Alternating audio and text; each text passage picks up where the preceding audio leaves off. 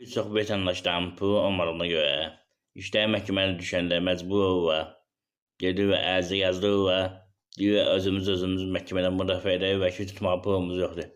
Amma məsələ burasındadır ki, ərizəni yazdırın, yaxşı bir şeydir. Amma ki, işin 90% asılıdır sizin orada çıxış etdiyiniz hərəkətdən və prosedurlardan. Prosedurları bir çox insan bilmədiyinə görə məhkəmədə işi udzur.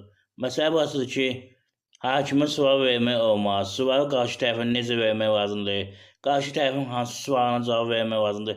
Hətta insanlar fikirləşir ki, gələm belə söz deyəm, belə deyəm. Bəzi sözlər var ki, onu deməyə heç əhəmiyyəti yoxdur, deməkdənsə deməmək daha yaxşıdır. Və yaxud hansı sözləri məhkəmə fikir bildirəcək, hansı sözləri fikir bildirməyəcək, onu vətəndaşlar bilmir. Ona görə də işi udzurlar. 90% yəni ondan asılıdır. Ona görə insanlar gələ düzgün fikir bildirsin, düzgün suallar versin. Bir sözlə, məhkəməyə qədər hazırlaşmalıdır insan ki, hansı sualları vermək lazımdır, hansı sualları cavab vermək lazımdır, imtina etmək lazımdır, ona hazırlaşmaq lazımdır. İndi mən hüquqşünas Zaur Seyidzadə bu barədə məlumat verəcəm. Videonu bəyənin, qoy hamı bilsin, eyni zamanda YouTube kanalına abunə olun, zəhmət olmasa, hörmətli izləyəcək.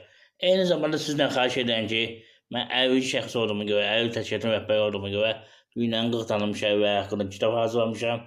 Həmin kitabı 20 manata satıram, qoy hamı bilsin. Dəstək olun, dediyim kimi videonu bəyənin. Bəyənin keçək, hörmətli izləyəcək. Mövzudakı nə etmək lazımdır? Birinci növbədə hamı məhkəməyə gedən günü, ilkin məhkəmə baxışına başlayır hakimin sualına cavab verməyə. Verməyim, deyin ki, hakim mənə vaxt verin, qarşı tərəf mənim məhkəməyə gedin hazırlaşın, ondan sonra gəlib fikir bildirəm. Qanunverici görə sizin imkanınız yoxdur vəkil tutmağa, o halda yaxın qohumlar sizin müdafiə edə bilər. Yəni ki, ata, ana, bacı, qardaş, oğul, qız, arvad, bir-birə müdafiə edə bilər və nəzərə alın.